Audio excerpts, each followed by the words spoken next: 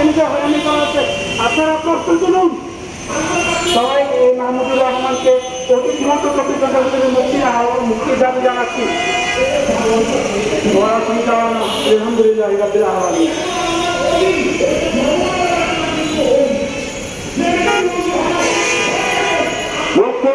মুক্তি চাই। মাহমুদুর রহমানের কিছু হলে ফ্যাসিবাদ ফ্যাসিবাদ ফ্যাসিবাদ ফ্যাসিবাদ নিপাত নিপাত মাহমুদুর রহমানের কিছু হলে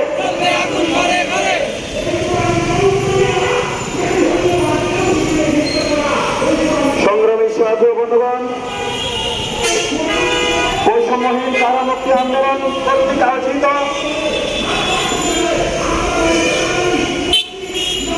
আমার দেশের সম্পাদক, মুসলিম সাংবাদিক, দেশপ্রেমিক নাগরিক মাহমুদুর রহমানের মুক্তির দাবিতে আমরা দাঁড়িয়েছি এবং আমরা এই মানববন্ধনের মাধ্যমে বর্তমান উপদেষ্টা সমন্বয়ে যে সরকার, এই সরকারকে 24 ঘন্টার আলটিমেট দিয়েছি।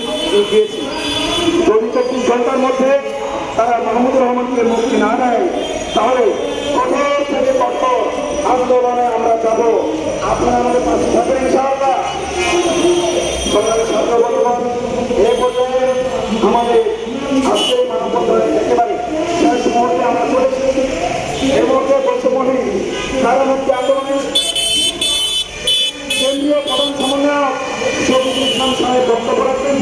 তার বক্তব্যের মাধ্যমেই আজকের এই সমাবেশ শেষ হবে, মানববন্ধন শেষ হবে। আপনারা কোনো রকম বিশৃঙ্খলা না করে সে পর্যন্ত ধৈর্য ধরে অপেক্ষা করবেন এবং শান্তিপূর্ণভাবে এখান থেকে বিদায় নেবেন।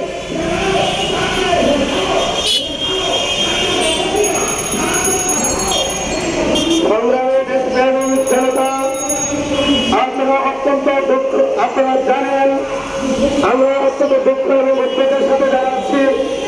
আপনারা দেখেছেন এদেশের বিপ্লবী সাংবাদিক মাধ্যমের কণ্ঠস্বর আমাদের জনসাধারণের হস্তকার পত্র পত্রিকা এবং লিখনের মাধ্যমে পড়ে উঠত। এমন একজন সাংবাদিকের কণ্ঠকে স্তব্ধ করে দেওয়ার জন্য হাসিনা সরকার তাকে একের পর এক অনেক মিথ্যা মামলা দিয়ে দীর্ঘদিন কারাগারে আবদ্ধ রেখে তাকে নির্যাতন করে আসছিল। এক পর্যায়ে আমাদের রায়ের মাধ্যমে জামিনের মাধ্যমে কি কারণে বাইরে গিয়েছিলেন, তারপরে আবার